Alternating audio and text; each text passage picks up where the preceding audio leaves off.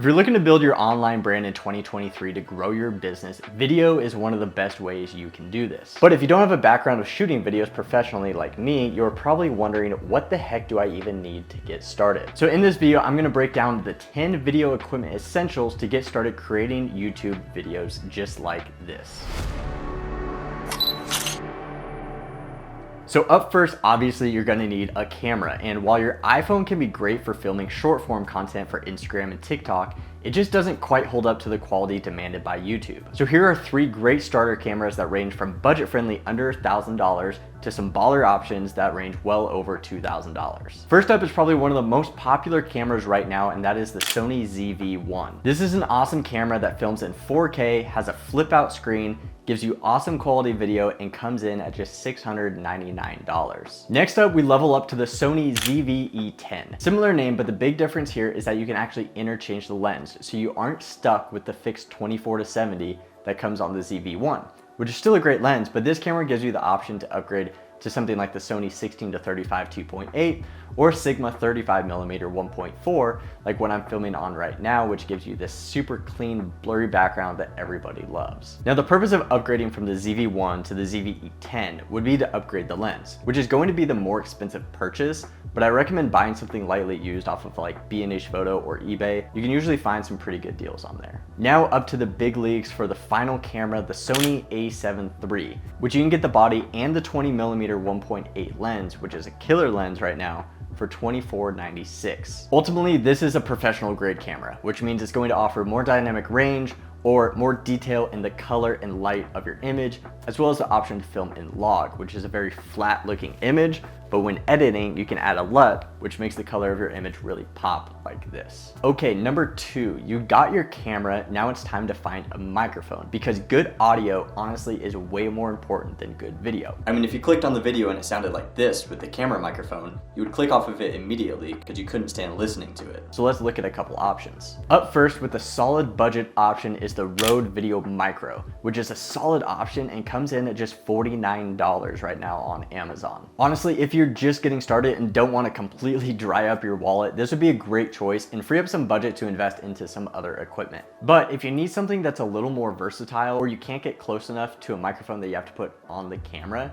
you can go with a lavalier mic like what I'm wearing, and I recommend getting the Rode Wireless Go 2 with the lapel mic. And finally, if you really want to ball out and go for something like the Shure SM7B, which is the holy grail of all mics, it's actually the microphone Michael Jackson recorded his Thriller album on, and many artists and podcasters use it as well. Now with this, you'll also need to buy a cloud lifter to boost the audio and an XLR adapter to run the audio into your camera. And those items, along with everything else I mentioned in this video, will be listed in the description below. And item number 3 is a teleprompter. Now, if you're filming long form content like this, unless you're a professional actor, it's going to be difficult to remember all of your lines and topics to talk about, so you're going to need a teleprompter. What I use and highly recommend is the Glide Gear teleprompter, which comes in right at $200. Now you're going to need some sort of display to use with the teleprompter, so you can use an iPad if you already have one, which is what I use, or you can pick up a little video monitor display for around $100 that you can just plug straight into your computer. All right, so you got your camera, microphone, and teleprompter. Now you need something to set it all on while you film your videos, which brings us to number 4, which is a tripod. This one's easy, and I just go with a cheap option like this Avella VH501 from Amazon. It's only $125, looks really solid, and won't fall over in the middle of filming. All right, now we need to help you make your videos look super clean and crispy with high quality lighting, because that actually is what makes the difference in how your videos look. You can have the nicest camera, but if you don't have proper lighting, it's still gonna look like trash. So item number 5 is going to be a key light. This is the light that will be lighting up your face, and you're gonna wanna put this off to about a 45-degree angle slightly above your face. So there's 2 options here. I use the Godox ES45 panel light, which is behind me here, and I just have it mounted to my desk. I use it for all of my Zoom calls and short form content because it's so slim and portable. I think it's just such an overlooked item right now for just $140, and honestly looks really, really good. Next, you can level up a bit and get a big key light like this, which is the Godox SL60W with a softbox. And this will run you about $250, $300. Again, all these items will be linked in the description below. And item number 6 is going to be an SD card, so you can actually record your videos on your camera. I recommend these 128 gig cards from SanDisk. They served me well for years and will give you enough space to film plenty of content. Next up, number 7, you're going to need something to edit your content with. While there are a ton of great apps out there for editing on your iPhone or iPad, for YouTube, you're definitely gonna want to edit on a proper computer. And if you're not Team Apple, then I think it's time you make the switch, because they just make everything so easy, especially when it comes to creating content. I'd recommend picking up the MacBook Pro with the M1 chip. That's exactly what I use behind me here. I've been using MacBooks for the past 5+ years, and there's just not a better option in my opinion. Apple's new M1 chips are going to give you that reliable speed you will need when editing video content.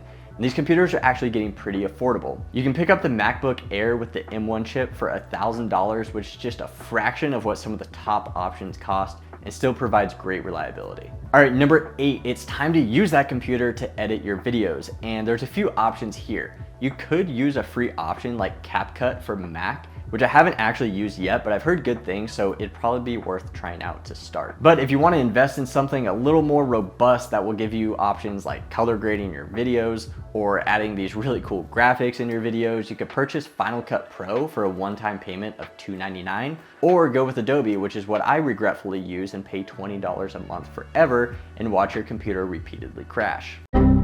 Yeah, I wouldn't recommend starting with Adobe Premiere Pro. All right, number 9, let's return back to the audio and clean up the sound in the room a bit with some sound dampening. If you're filming in a room with hardwood floors, you are definitely going to want to lay down a big carpet on the floor to reduce echo in the room. This will make a huge difference in the quality of your audio, and is something a lot of people overlook when first getting started. Now, this room that I'm in is my new home office that I just moved into, and while it does have carpet on the floors, the space is pretty big and empty, so I'm gonna have to fill it up with items like a sofa, or might invest in wall panels to help dampen the sound, and I'll link some of the good wall panels that you can put up below. Okay, last but certainly not least, number 10 is background lights. Now, I'm sure you've seen plenty of videos with all these crazy LED background lights lighting up the room, and definitely looks good and adds some depth to the room as well as a vibe. It's just not my style. So as I'm getting this space set up, I have a little lamp just from Amazon that I've had for a few years back here, but having some sort of light in the background is really important because it's gonna add some depth to the room as well as separate you from the background, making you pop a little more in the video. All right, so that is my list of 10 pieces of video equipment to get started on YouTube. Hope that video helped you out if you're looking to get into the YouTube game and create more content to grow your online brand and your business in 2023. If you enjoyed this video and found it helpful, please smash the thumbs up button and subscribe down below for future content. 2023 is going to be my year of going all in on YouTube, so you're going to start seeing a lot more videos from me. But I hope you found this one helpful. Check out the description below for all the links to everything that I mentioned. Comment below if you have any questions, and I will see you in the next one.